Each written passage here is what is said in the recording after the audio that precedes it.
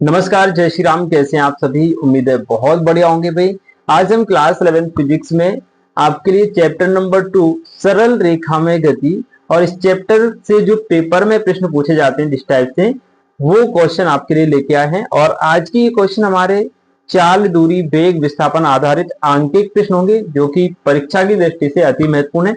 तो सभी प्रश्न आपके लिए अनिवार्य है, इसलिए एक भी क्वेश्चन को छोड़ना नहीं है। ठीक है, देखिए फर्स्ट क्वेश्चन है, एक कार प्रारंभिक स्थिति ए से 5 किलोमीटर उत्तर की ओर, फिर 5 किलोमीटर पूर्व की ओर जाकर दक्षिण की ओर 5 किलोमीटर चलती है।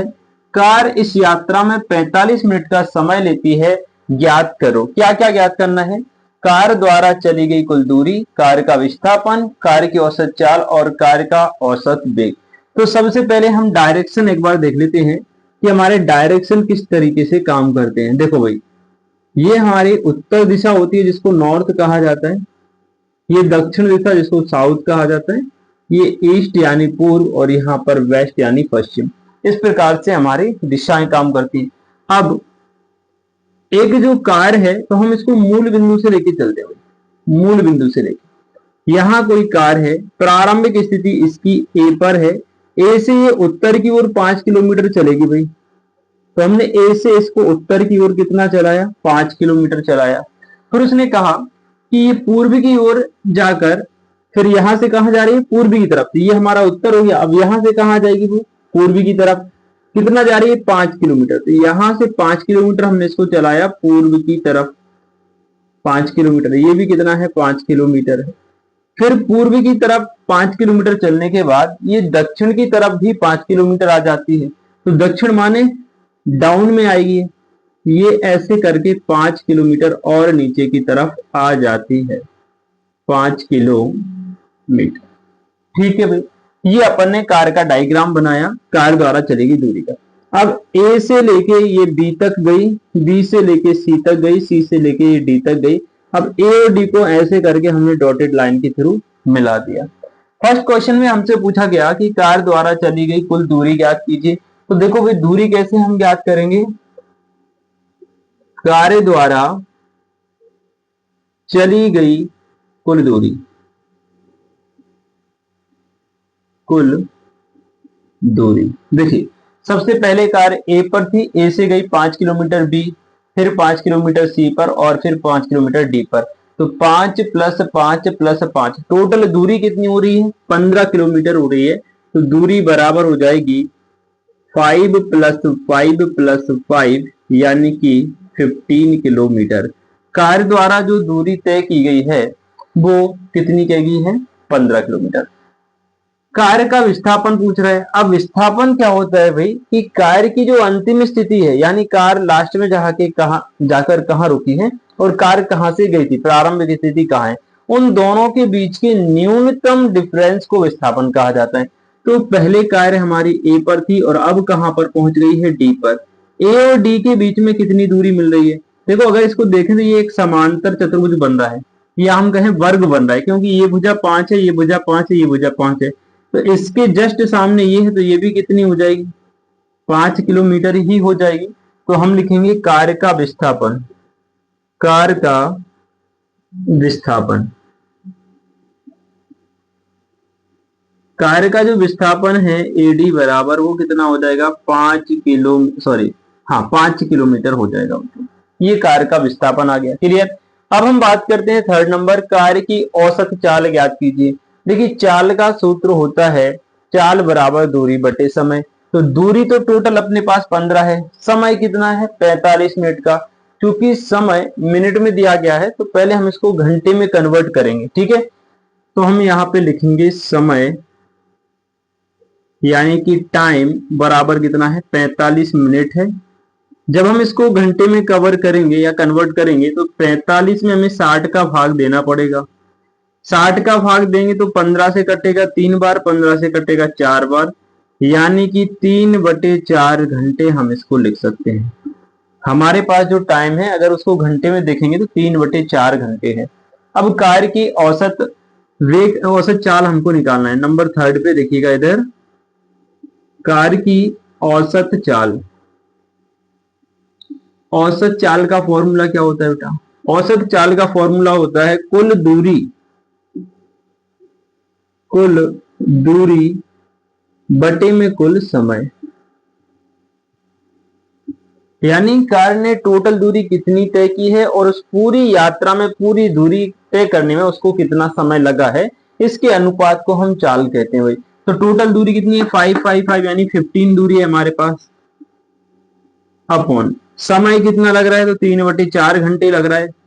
3/4, ये 4 ऊपर जाएगा, 15 गुणा 4/3, इससे कट जाएगा 3 से 5 बार, 5 चौके 20 किलोमीटर प्रति आवर इसकी चाल आ जाएगी। बात समझ रहे हैं? 20 किलोमीटर प्रति घंटे की चाल से कार ने दूरी तय की।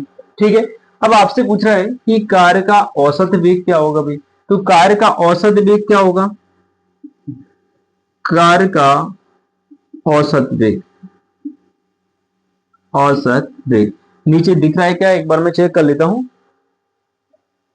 चलिए ठीक है, दिख रहा है अभी तो देखना बेटा, कार का औसत वेग क्या हो जाएगा? औसत वेग का मतलब होता है कुल विस्थापन वटे में कुल समय बराबर। देखना बेटा, कार का विस्थापन कितना हुआ है? 5 किलोमीटर। समय कितना लगा इस विस्थापन को तय करने, मतलब यहां से यहां तक पहुंचने में कार द्वारा 45 मिनट या हम कहें 3/4 घंटे का समय लिया गया है। तो कुल विस्थापन 5 है, बटे में समय कितना लगा? 3/4। इसको सॉल्व करेंगे तो क्या हो जाएगा? 5 गुणा 4/3, यानी कि हम ये कह सकते हैं 20/3। और 20/3 का मान मैं यहां लिख देता हूं, हो सकता है आपको नीचे ना दिख रहा हो। तो जो औसत वेग है वो कितना हो जाएगा? 20/3 भाग दे देंगे तो पीछे 18, फिर 18, यानी 6.66 ये आप लिख सकते हैं। और मीटर प्रति सेकंड इसका वेग रहेगा। यानी कार की औसत चाल हो गई 20 किलोमीटर प्रति आवर, सॉरी, और मीटर प्रति सेकंड नहीं, किलोमीटर प्रति घंटा। किलोमीटर प्रति घंटे में वेग कितना आ गया? 6.66, और कार की जो औसत चाल है वो 20 किलोमीटर प्रति आवर हो गई। ठीक है भाई, क्वेश्चन क्लियर हो गया, समझ में आया? एक बार मुझे कमेंट में यस लिखिए। और इसी के साथ हम बढ़ते हैं आगे और देखते हैं इसका नेक्स्ट क्वेश्चन। सेकंड क्वेश्चन हमारे सामने है, एक कार शहर ए से शहर बी तक जाती है 40 किलोमीटर प्रति घंटे की स्पीड से तथा 60 किलोमीटर प्रति घंटे की स्पीड से वापस आ जाती है। दो चीजें हमसे पूछी गई हैं। एक कार शहर ए से शहर बी तक 40 किलोमीटर प्रति घंटे की स्पीड से जाती है, 60 किलोमीटर प्रति घंटे की स्पीड से वापस आ जाती है। कार की औसत चाल, कार का औसत वेग हमें ज्ञात करना है। ठीक है, मान लीजिए यहां पर एक शहर है ए और यहां पर एक शहर है बी। शहर ए से लेके शहर बी के बीच की जो टोटल दूरी है वो एस किलोमीटर है। कितने किलोमीटर भाई? S kilometre. ठीक है, और मान लो कि शहर ए से बी तक जाने में समय T1 लगता है, यानी जाने का समय जो है, मैं यहां लिख देता हूं, जाने का, यहां लिखते हैं इसको। देखो, माना शहर ए से बी की या बी तक की जो दूरी है, दूरी एस है। ठीक है, हम लिखेंगे शहर ए से शहर बी तक जाने में लगा समय, जाने में लगा समय T1 है, T1 है, तथा वापस आने में लगा समय T2 है, वापस आने में लगा समय T2 है। देखो भाई, समय अलग अलग लगेगा क्योंकि अलग अलग स्पीड से कार गति कर रही है। जा रही है 40 की स्पीड से, आएगी 60 की स्पीड से, तो टाइम तो भाई अलग रहेगा, भले ही दूरी एक जैसी है। तो देखना, यात्रा में जो कुल दूरी है वो कितनी हो जाएगी? यात्रा में तय कुल दूरी कुल दूरी, कुल दूरी हो जाएगी भाई s प्लस एस बराबर 2s। क्यों? क्योंकि कार ए से बी तक गई, कितनी दूरी तय की? s kilometre. फिर बी से वापस ए पर आ गई, कितनी दूरी तय की? s kilometre. तो s प्लस एस, आने की दूरी प्लस जाने की दूरी, या जाने प्लस आने की दूरी कितनी हो जाएगी? 2s हो जाएगी। तथा कुल समय जो लगेगा बच्चों, यात्रा में लगा कुल समय जो होगा t बराबर वो हो जाएगा t1 प्लस t2। यानी t1 जाने का समय, t2 आने का समय, टोटल समय कितना हो गया? t1 प्लस t2 हो गया। अब सुनना भाई, t1 का मान हम निकालते हैं, जाने का समय, a से b तक जाने का समय t1 बराबर, देखो समय का फॉर्मूला क्या होता है, यहां देखिए आप, चाल बराबर होता है दूरी बटे समय।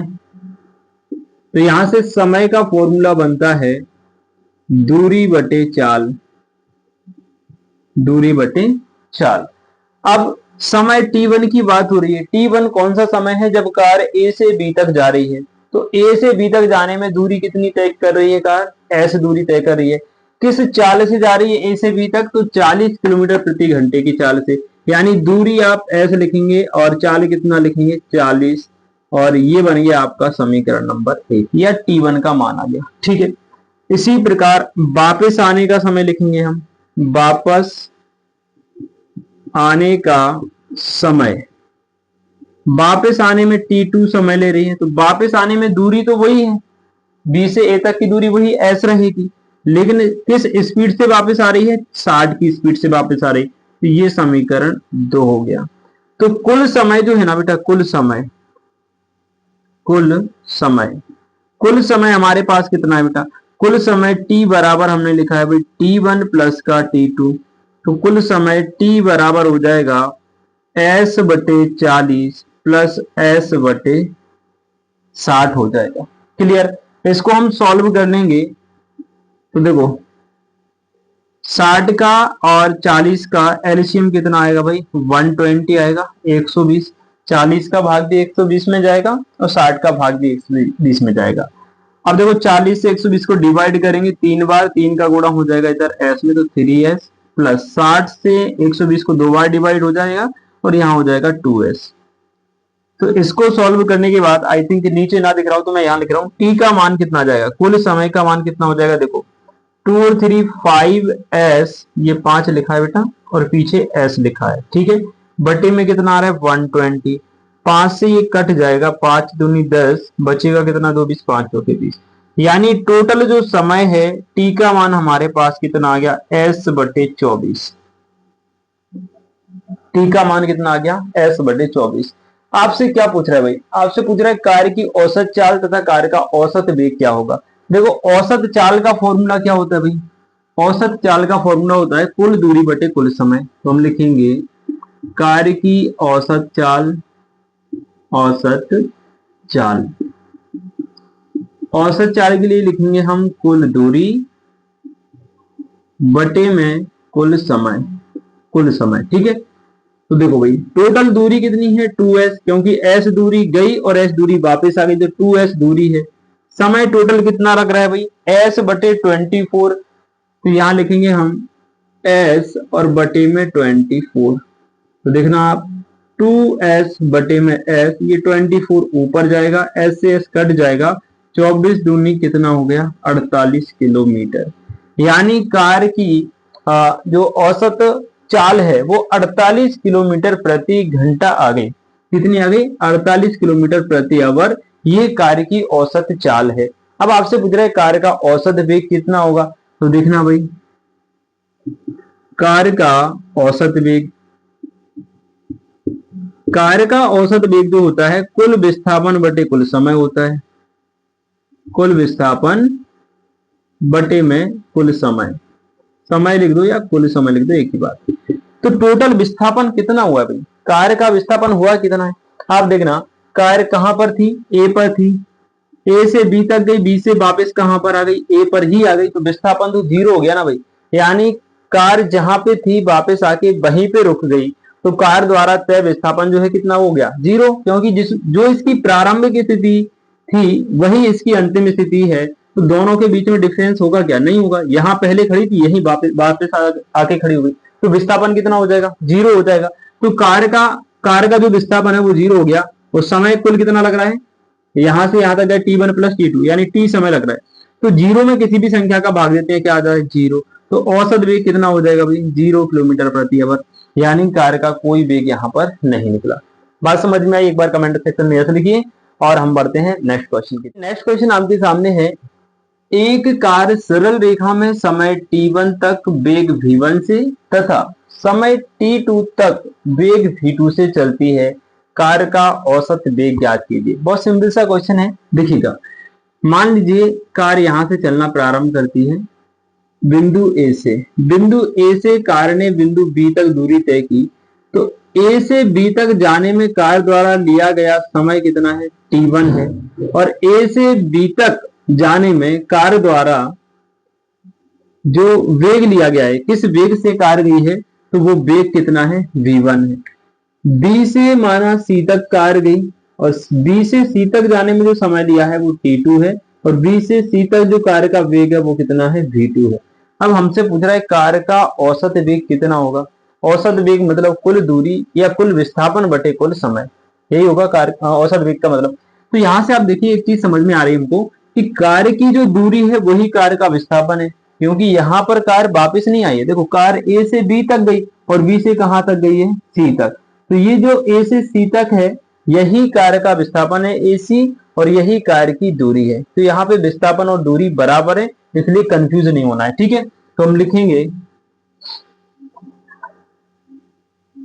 समय t1 में वेग v1 से तय दूरी यानी ए से बी तक की जो दूरी है वो हम निकाल रहे हैं। t1 में कार t1 समय में कार कहां से कहां तक गई है, बिंदु ए से बिंदु बी तक। किस वेग से गई है, v वेग से गई है, v1 वेग से गई है। तो भाई ए बी के बीच की दूरी कितनी होगी, देखो भाई दूरी का सूत्र क्या होता है, चाल का फॉर्मूला तो सभी को याद है, दूरी बटे समय। यहां से दूरी का फॉर्मूला बन जाता है चाल गुणा समय, तो चूंकि चाल नहीं है अपने पास, क्या है, सीधा सीधा वेग है। चाल की जगह हम क्या लिखेंगे, वेग लिखेंगे। और जो दूरी है वास्तव में वो विस्थापन के बराबर है। बात समझना बेटा, आपको कंफ्यूज बिल्कुल भी नहीं हो। वेग बराबर क्या होता है, विस्थापन बटे में समय। तो विस्थापन जो है ना वो दूरी के बराबर है, तो विस्थापन की जगह आप क्या रख देंगे, दूरी रख देंगे, और चाल की जगह क्या रखेंगे, वेग। वेग कितना दिया है हमारे पास, तो दूरी बराबर कितनी हो जाएगी, वेग कितना है v1, समय कितना है t1, तो v1 इंटू t1, ये दूरी आ गई a से b तक की, ठीक है। दूसरी वाली दूरी निकालेंगे आप b से c तक की, तो इसमें वेग कितना है भाई, इसमें वेग कितना है दूसरी वाली दूरी में, ये d1 दूरी हो गई, ये d2 दूरी हो गई। तो d1 जो d2 दूरी है वो v2 वेग से और t2 समय में तय की जा रही है।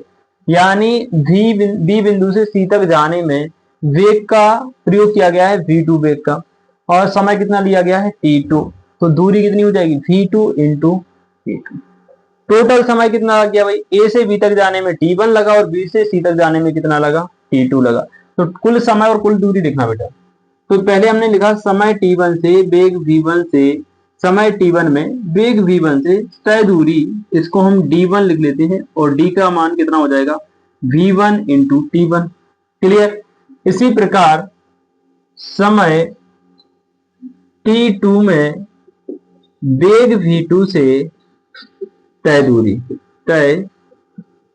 कितनी हो जाएगी, d2 बराबर v2 इंटू t2। ये बात समझ में आई। अब सुनना बेटा, कुल दूरी कितनी हो जाएगी भाई, कुल दूरी d बराबर हो जाएगी d1 प्लस d2। तो d बराबर, d1 का मान कितना है भाई, v1 t1 प्लस d2 का मान है v2 t2। ये तो टोटल दूरी आ गई, या टोटल विस्थापन कह सकते हैं आप इसको, ठीक है, क्योंकि विस्थापन और दूरी यहाँ पर बराबर है। तो अगर मैं दूरी भी लिख रहा हूं तो आप उसको विस्थापन ही लेके चलना, ठीक है। अब कुल समय कितना लगा, कुल समय t बराबर लग गया भाई t1 प्लस t2। t1 मतलब a से b तक जाने में और t2 मतलब b से c तक जाने में। तो कुल समय बराबर कितना हो गया t1 प्लस t2। हमको क्या निकालना है, औसत वेग ज्ञात करना है बच्चों। ठीक है, तो हम लिखेंगे अतः कार का औसत वेग, औसत वेग कितना हो जाएगा, कार्य का औसत वेग होता है कुल विस्थापन या कुल दूरी बटे कुल समय, कुल समय। तो देखना भाई कुल दूरी कितनी अपने पास, कुल दूरी d बराबर है v1 t1 plus v2 t2, यानी v1 t1 plus v2 t2 बटे कुल समय कितना है t1 प्लस t2, तो लिख देंगे t1 प्लस t2। यही आंसर है आपका। कार का जो औसत वेग है वो v1 t1 plus v2 t2 बटे में t1 प्लस t2, ये आपका उत्तर हो जाएगा। क्लियर? उम्मीद है प्रश्न आप समझ गए होंगे। आज की इस क्लास में 3 महत्वपूर्ण क्वेश्चन मैंने आपको करवा दिए, तीनों ही महत्वपूर्ण है, तो बच्चों इनको रिवाइज जरूर कर लीजिएगा और क्वेश्चन समझ में आ गए क्या एक बार मुझे कमेंट सेक्शन में यस लिख के जरूर बताइएगा। ठीक है, मिलते हैं नेक्स्ट वीडियो में जल्दी, तब तक के लिए खुश रहें, मस्त रहें, बाकी पढ़ते रहें। जय हिंद।